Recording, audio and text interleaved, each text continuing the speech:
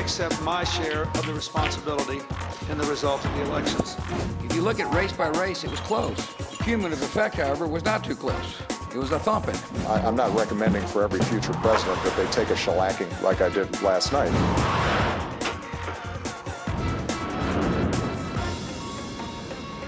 Hello, welcome to Planet America. I'm John Barron. And I'm Chaz Licciardello. This week, we're going to preview the midterms with the pollster famous for finding shy Republican voters. And we're going to be talking to Trump's former attorney, Michael Cohen, who thinks his old boss will not be running in 2024. But first... The spectre of politically motivated violence has raised its head again in America. A 42-year-old man is expected to appear in court tomorrow, charged with attempted murder after entering the home of the House Speaker, Nancy Pelosi, early Friday morning, San Francisco time. Police responded to an emergency 911 call. They arrived to find the suspect, identified as David DePape, attacking Pelosi's 82-year-old husband, Paul, with a hammer. Our officers observed Mr. Pelosi and the suspect both holding a hammer. The suspect pulled the hammer away from Mr. Pelosi and violently assaulted him with it. Our officers immediately tackled the suspect, disarmed him, took him into custody, requested emergency backup, and rendered medical aid. Paul Pelosi suffered a fractured skull and injuries to his arms and hands, but doctors say he's expected to make a full recovery. Nancy Pelosi was in Washington at the time of the attack. She has ongoing protection from Capitol Police, but her husband does not when she's travelling. San Francisco police described it as a targeted attack. According to the Washington Post, after forcing his way into the Pelosi home, DePape searched for the speaker, shouting, "Where's Nancy?" NBC quoted a Pelosi family member as saying the suspect tried to tie Paul Pelosi up until Nancy got home. The Post reports voluminous blog posts under DePape's name and registered to his home address, containing deeply anti-Semitic writings as well as pro-Trump and anti-democratic posts. President Biden linked the attack to the mob hunting for Pelosi in the Capitol building on January 6 last year. This is despicable. There's no place in America. There's too much violence, political violence, too much hatred, too much vitriol. Former Vice President Mike Pence tweeted, "This is an outrage and our hearts are with the entire Pelosi family." Then there was this bit of clumsy politics from Virginia's Republican Governor, Glenn Youngkin. There's no room for violence anywhere, but we're going to send her back to be with him in California. That's what we're going to go do. That's what we're going to go do. Arizona Republican candidate for governor Kari Lake, though, probably took the prize for political jiu-jitsu, flipping the blame onto Pelosi's fellow Democrats. And it's the policies of the left that have made our streets more dangerous. They're realizing that the crimes, whether they be a small crime where your car's broken into to a violent attack, it's because of leftist elected officials. And then there was this from former President Donald Trump.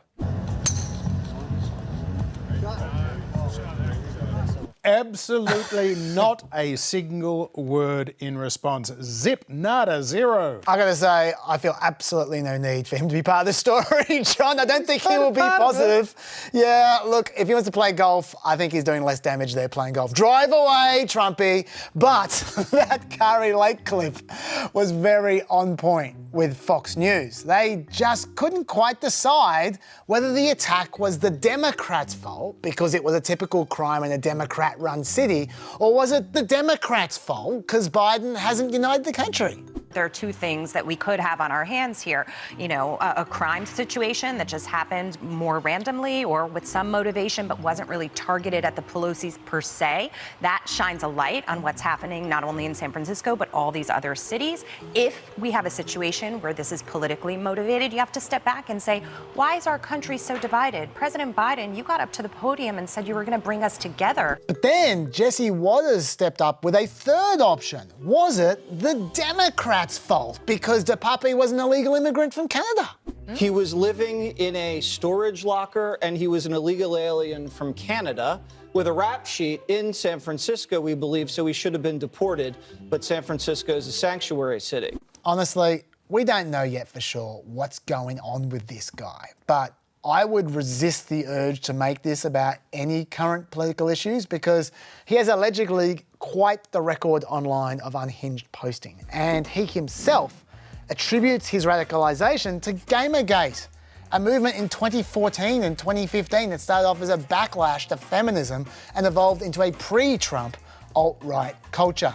DePape is far from alone as well in his alleged derangement. Over the last 5 years, threats against lawmakers have drastically increased, up to nearly 10,000 threats made just last year. We've seen Pelosi's house has already been vandalised. We've seen Premier Jayapal be stalked and threatened by a guy with a gun. We've seen Brett Kavanaugh almost be assassinated. We've seen some guy trying to shoot his way into the Cleveland FBI office. These are just a few examples. There's heaps of them. Susan Collins, who's also had her home vandalised, recently said she wouldn't be surprised if a politician got killed.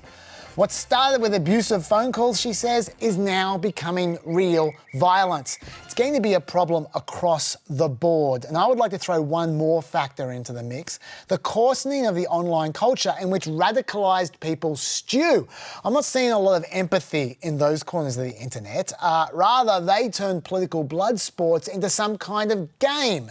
For example, in response to this very story, the emergent counter-narrative from the online right is that Paul Pelosi's assailant was actually his gay lover. There is no evidence for this, of course, zero, but it is spreading fast. I looked up Paul Pelosi gay on Twitter. There was a lot going on there. This was one of the top tweets coming up here from the ironically named Just the Facts account. David DePape tells investigators that he and Paul Pelosi were engaging in gay sex and an argument ensued over drugs. Pelosi's are refusing to turn over surveillance video, fueling more speculation of homosexuality at the home. DePape has arrest for male prostitution. Now that got 2,500 likes, and it's complete horse shit. We get used to that kind of thing all the time now, John, but that is the world that these guys are swimming in. Yeah, how about 86,000 likes and 24,000 retweets? That is how many the new owner of Twitter, Elon Musk, got for his retweet of just such an unfounded conspiracy theory. Now, he did ultimately delete that retweet, but it was an inauspicious start for him at Twitter, to say the least.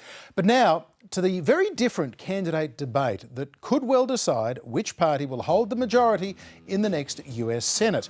With the current Senate split at 50-50, the Democrats are struggling to hold on to states like Nevada, and so they desperately need to pick up a Republican-held seat somewhere. And for months, that has looked like being Pennsylvania, a state that Joe Biden won in 2020 and Trump won in 2016.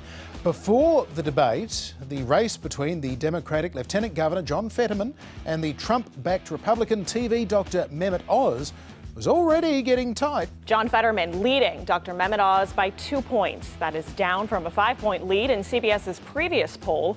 It is also within the poll's 4-point margin of error. This contest has already had plenty of comedy, drama, even horror, from crudités to dead puppies. But the decisive issue may end up being Fetterman's health after he survived that major stroke back in May. His doctors say that he is fit to serve, but like many people who have suffered a stroke, Fetterman sometimes struggles with his speech and understanding information delivered verbally. A challenge for him and also a challenge for debate organisers. And you may notice these large monitors that are behind us. This is part of our closed captioning system. It was requested by John Fetterman to help him process the questions that we are asking him tonight, and approved by both campaigns, and both candidates can see the monitors. So this was always going to be a very unusual debate, and Fetterman started a little awkwardly. Hi, good night, everybody. Then he addressed what he described as the elephant in the room. I had a stroke. He's never let me forget that. And I might miss some words during this debate, mush 2 words together, but it knocked me down, but I'm going to keep coming back up. And Dr Oz was pretty keen to leave that elephant in the room well alone.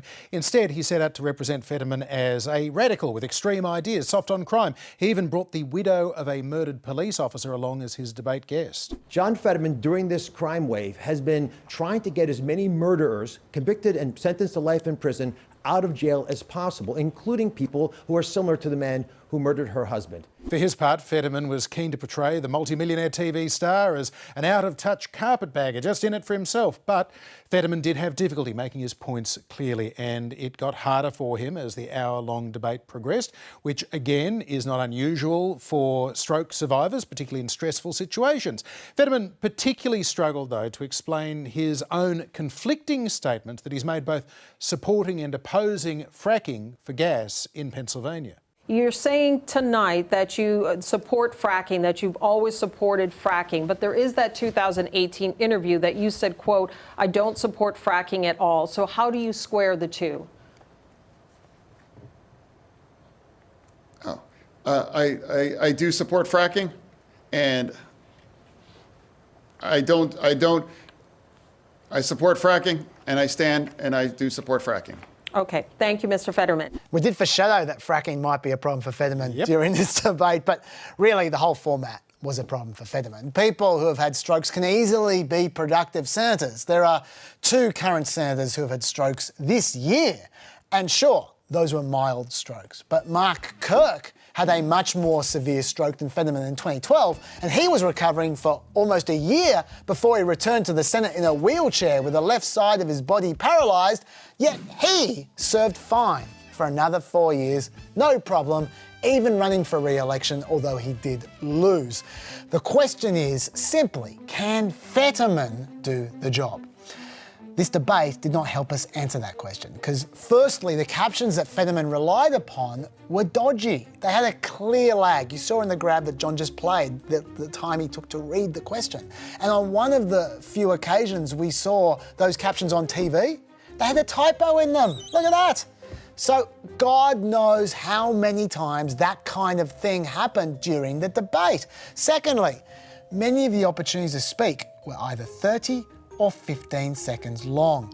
15 seconds is not much time to speak when you first have to read the question and then you can't speak very quickly. Fetterman really struggled with some of those 15-seconders. All right, I will allow a 15-second rebuttal specifically on the issue of student loan debt, which Mr. Oz was referring to. Mr. Fetterman. Again, Dr. Oz, loves free money when it's a $500,000 tax break on one of his, homes down in a ranch in Florida, and whether it was a $50 tax break, about his farm in Montgomery County. So it's about supporting and helping, young earners,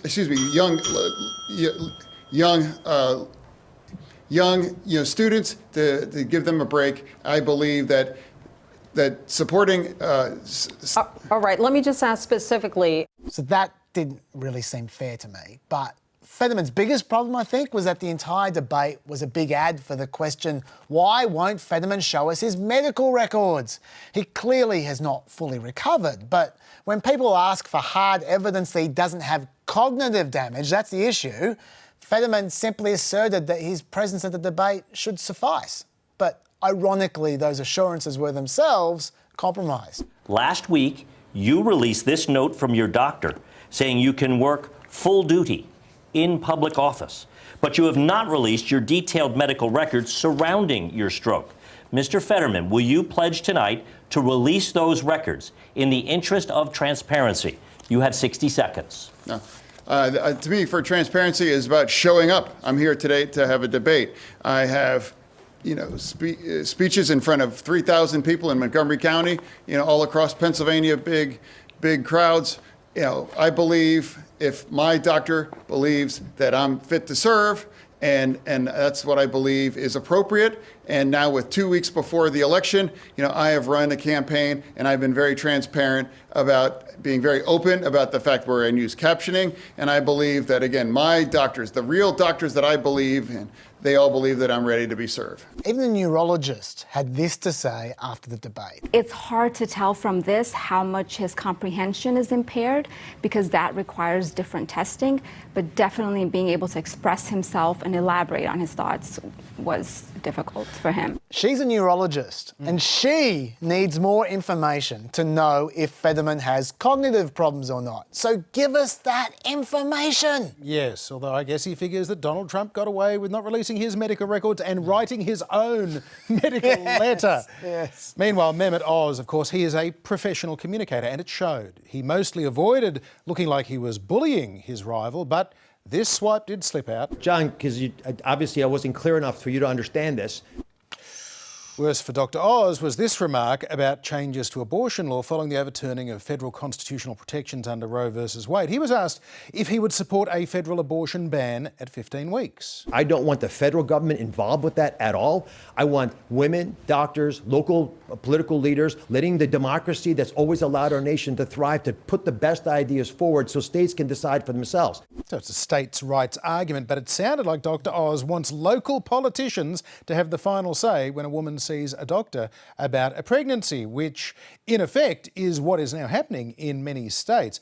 This was typical of the reaction on left-wing MSNBC. That was the most heinous, atrocious answer that Dr. Oz could have possibly uttered last night. And this was what viewers on right-wing Fox News were given. John Fetterman is not mentally, physically, cognitively fit to serve. He should not be running for the Senate. And in a word, what we saw last night was painful. Now, some viewers no doubt did find it painful, and not just those who would watch Hannity. Others said they were inspired by Fetterman's appearance. The question now is, of course, what will undecided voters think?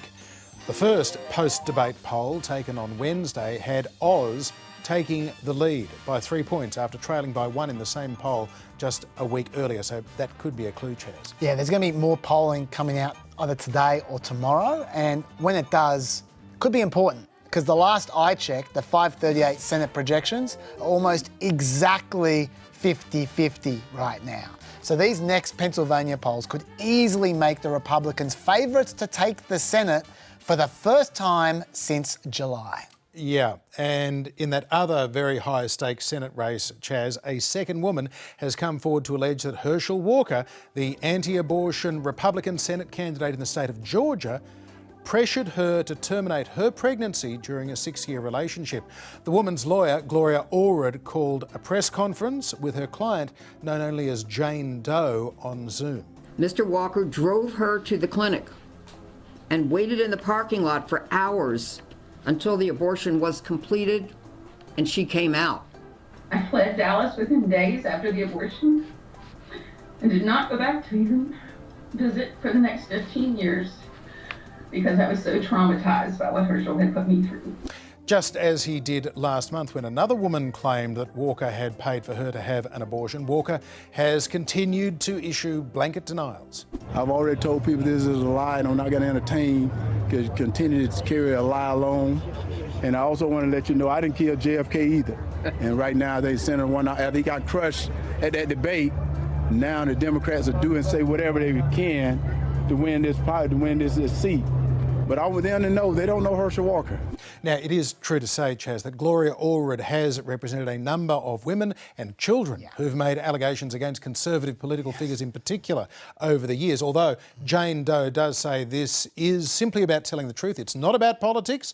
She claims, in fact, she voted for Donald Trump twice. Yeah, and Jane Doe also supplied some evidence of a relationship with Walker. She supplied a hotel receipt, handwritten cards, a photo and a recording. Walker likes to write cards. I don't know. Anyway, but I do think that the presence of Gloria Allred that you just referred to isn't going to help change Republican voters' minds, at least, because they're certainly going to remember Allred was the person who represented not one, but 3 different Trump accusers back in 2016, as well as representing a woman who accused Alabama Senate candidate Roy Moore of assaulting her when she was 16. Now, that eventually cost the Republicans an unlosable seat back in 2017 in the Senate.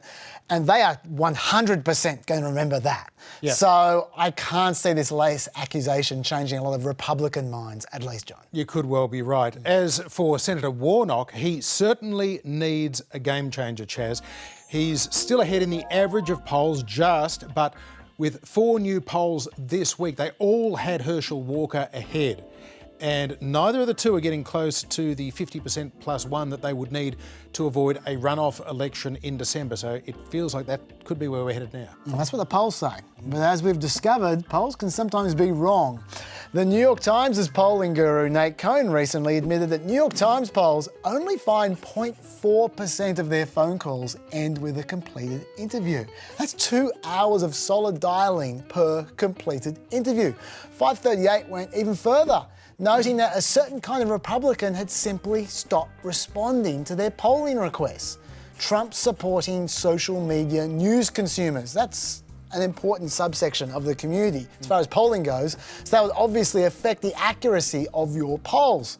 But none of that is news to our next guest, who has made a career out of polling people who would prefer not to be polled. A nice segue, Chaz. Robert Cahaly was one of the very few pollsters to pick up that groundswell of support for Donald Trump in 2016, although that reputation was tarnished just a little back in 2020 when his Trafalgar polls also put Trump ahead in several key battleground states that he ultimately lost. Still, Robert Cahaly, good to have you with us on Planet America. Thank you. In your experience, Robert, do candidate debates like the one we saw in Pennsylvania have a significant impact on the polls and the final vote? Absolutely. I think debates have an impact, but not the impact you think, because it's not about the people who actually watch the debate, because very few do. It's the outtakes.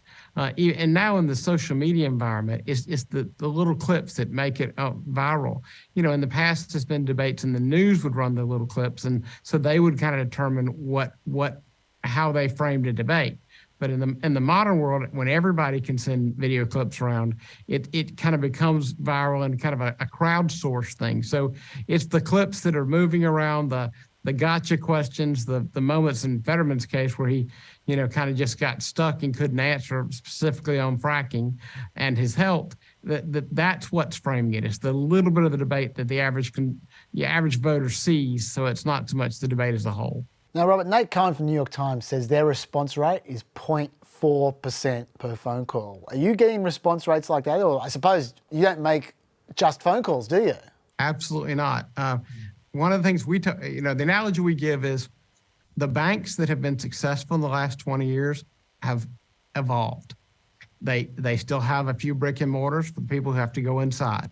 And then there are people who are comfortable dialing in and doing touch tone on their phone. And then there are people who go to the ATM. And then there's another group that'll use the app to do all their banking. So they recognize people's need for privacy and their ability to engage with technology, and they built a banking system that works for all these people. Well, we've done that with polling. And whether it's giving you a live call, whether it's delivering you a text message that starts a poll that you can take in the next 48 hours, which is what we usually tell them, or an email you can take in a certain amount of time, or an online platform. We tell you have a certain amount of time to take it so that you may take it at your convenience. And we make it easy to participate. That's why we get a better percentage with young people and a better percentage with minorities than almost any of these major polling groups, because they have an old model that is broken and they just won't let it go. They're stuck on so many methods and this idea that these long questionnaires, they're just losing people. I mean, when you start a call, the number one question we get is, how long is this going to take? And if this call starts with someone saying, hey, do you have time for a short 3-minute poll, 4 questions, or number of questions, it actually radically affects the response rate. But if you told them up front it was going to be 40 questions, they might hang up before you got the rest of the words out. Robert, if you need to pry out of someone that they're intending to vote through some kind of special technique, how can you possibly know whether they're a likely voter or not for your likely voter model? I mean, everyone that I've encountered who is, quote unquote, tells me they're not going to take polls, when we look them up on the voter file, they haven't missed an election. So these are regular voters who will be voting. They're nervous and maybe a little paranoid. But in this day and age, maybe some of us aren't paranoid enough. Who knows? Finally, Robert Cahaly, the big question based on what you're seeing in your polling and the other signs that are out there. What is your tip? What's your expectation? What happens in next week's midterms? I expect the Republicans will do 25 to 30 House seats or better. In the House, for the Congress, and I think in the Senate, Republicans will do at least 52. The 52nd may very well come in a runoff in Georgia, but they'll do at least 52, and with all the possibility that that continues to get better. Robert Cahaly, thank you for joining us on Planet America. Absolutely. Have a great evening. Our next guest is Donald Trump's former personal attorney, Michael Cohen. He served a 3-year sentence for tax evasion, lying to Congress, and campaign finance violations for crimes including the paying of hush money to women who said they had affairs with Donald Trump, including the adult performer known as Stormy Daniels. These days, Michael Cohen is hosting a podcast, Mea Culpa, and he has a new book out. It's called Revenge.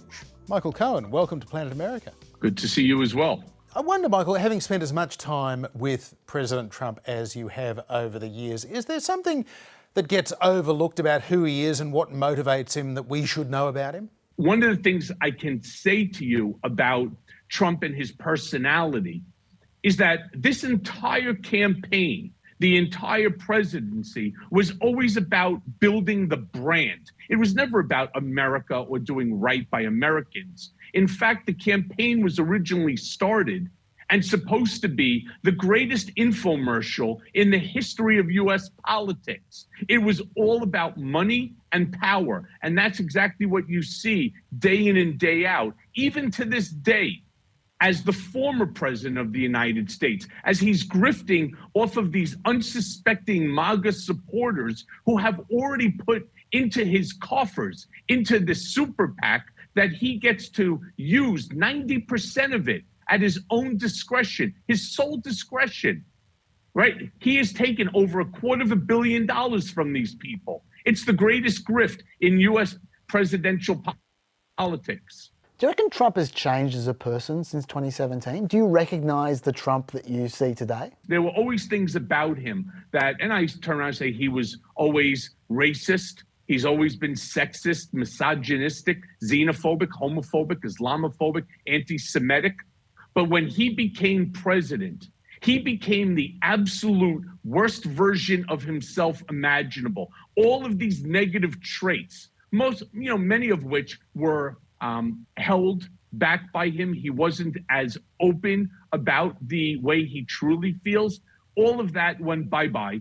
And he then decided that he was going to use his platform in order to, again, attract the lowest denominator here in America, which turns out to be his supporters. So Donald Trump is facing legal jeopardy, even criminal jeopardy on multiple fronts right now as his former personal attorney. What do you think he should be the most worried about?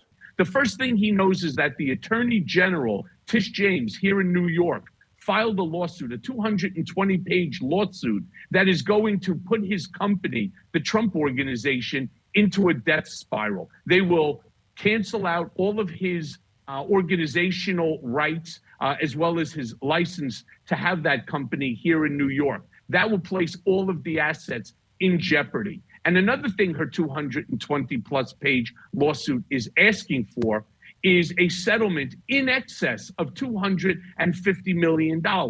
Now, after she had credited me for starting this case, one of the things that I had been very vocal about is knowing the documents that they are using and knowing the case that they are building against Trump. I suspect that the amount will be somewhere in excess of $750 million to about $1 billion, which would cause all of the New York assets that they would have control over for the judgment, will cause all of that to be sold off at auction and used in order to satisfy the judgment. Michael, the last time people ran against Trump in a primary fight did not work out well for them. So what would your advice be to someone like, say, Ron DeSantis, if he comes up against Trump in a primary fight in 2024? And I believe that Trump's popularity amongst the Republican Party has waned and waned significantly. He still has that base, so make no bones about it. There is a base of about, let's say, 22% of the Republican Party. That's about 20 million Americans that are, massive supporters of Trump and Trumpism. But I believe that Ron DeSantis understands what it would take to fight Trump in a primary. You can't allow him to be the bully in the playground. If he makes a snide comment, you can't do like what others had done, which is try to take the high ground. You have to beat up a bully in the playground, no different than if you were a child and this thing was taking place. So I believe Ron DeSantis will hit Trump below the belt. And the interesting thing is the things that you will hit Trump with are factually accurate. And that makes Trump very weak in a primary. So what do you think Donald Trump is thinking right now about another run for the White House? Does he run in 2024? I don't believe that Donald will run in 2024. I never did. I believe he says that because, again, it's part of the great grift, which is continuing to fleece his supporters out of more and more money, claiming that he is going to run and keeping their support active. The reason he won't run is, well, there are several things. The first is he has a very fragile ego. If Donald Trump entered the race, and we already know there are several Republicans that will primary him, if he doesn't win that, he becomes a two-time loser. And that's about the worst thing that anyone could possibly call Trump, is the L word, the loser word, that his fragile ego could not handle that. But more importantly, if in fact he does run, you are required to then open up campaign accounts, as opposed to being able to fleece all of these supporters into this super PAC that he created, that once again gives him full and complete control. And over 90% of all of the money coming in, that's 90 cents of every dollar, he has absolute control over, and he can use it for anything that he wants. So I don't believe he's going to run. On top of that, lastly, I think statistically, the folks around him, at least the few that are still semi-legitimate, have already advised him that based upon the numbers, he cannot win a general election based upon who he is and the support that is out there. He just doesn't have enough in order to win a general election. Good to talk to you. Thanks for being with us on Planet America. Great to see you. Oh gosh, we're out of time. That's it for another trip to Planet America. See you at the same time next week. Don't forget, there's more chat and longer interviews on our Off the Planet Extra on iView, Facebook and YouTube. See you there. Bye-bye.